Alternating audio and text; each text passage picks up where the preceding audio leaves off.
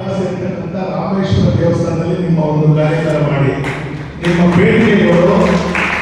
ಬೇಡಿಕೆಗಳು ನಿಮ್ಮಲ್ಲಿ ಯಾವ ಒಂದು ನಿಮ್ಮ ಆಗಮಿಕರ ಅರ್ಚಕರಿಗೆ ಒಳ್ಳೆಯದಾಗಬೇಕು ನಮ್ಮ ಕ್ಷೇತ್ರದಲ್ಲಿ ಮಾಡಿ ಅಂತ ಹೇಳಿ ನಾನು ಅವ್ರಿಗೆ ಹೇಳಿದ್ದು.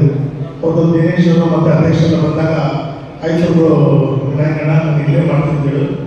ಒಂದು ಈ ಇತಿಹಾಸ ಪರಂಪರೆ ಹೇಗಿದೆ ಅಂದರೆ, ಈಗ ನಮ್ಮ ರಾಮೇಶ್ವರ ದೇವಸ್ಥಾನ ಈ ಇತಿಹಾಸ ಇಲ್ಲಿ ಯಾವೇ ಒಂದು ಏನೇ ಕಾರ್ಯಕ್ರಮವನ್ನು ಎಲ್ಲರೂ ಪೂರ್ಣವಾಗಿ ಸಕ್ಸಸ್ ಆಗಿದೆ.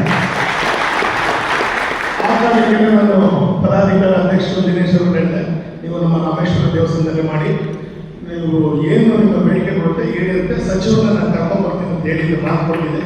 ಏನೇ ಬರೋಕ್ಕಾಗಲಿಲ್ಲ, ಉದ್ಘಾಟನೆಗೆ ಒಂದು ಸಚಿವರು 11 ಗಂಟೆ ನಾನು ಬರ್ತೀನಪ್ಪ ಅಂತ ಹೇಳಿದ್ರು. ಬೆಳಿಗ್ಗೆ ಫೋನ್ ಮಾಡಿದ್ದೆ, ಇಲ್ಲ ನನ್ನ ಕಾರ್ಯಕ್ರಮ ಯಾವುದೇ ಕಾರಣಕ್ಕೂ ನಾನು ಮಿಸ್ ಮಾಡಲ್ಲ, ತಪ್ಪದೇ ಬಂದು ಕಾರ್ಯಕ್ರಮ ಭಾಗವಹಿಸಿದ ಹೇಳಿದ್ರು. ತಮ್ಮ ಒಂದು ಕೋರಿಕೆ ಮೇರೆಗೆ ಸಚಿವರು ಬಂದು ನಿಮ್ಮ ಬೇಡಿಕೆಗಳನ್ನ ಈಡೇರಿಸಿ ಅಂತ ಹೇಳಿದ್ದಾರೆ.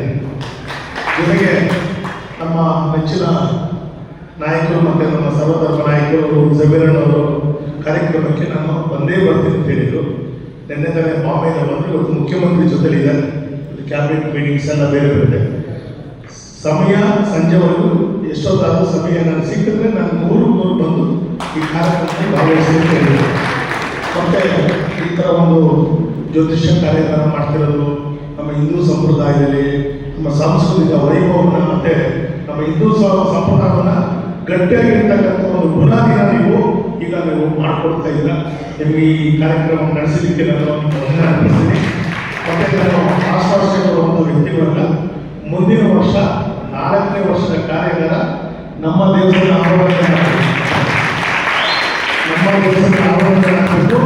ನಿಮಗೆಲ್ಲ ಏನು ಖರ್ಚು ವೆಚ್ಚಗಳಿರ್ತದೆ ನಾವು ನಮ್ಮ ಕೈಲಾಗಿದ್ದು ನಮ್ಮ ದೇವಸ್ಥಾನ ಪರವಾಗಿ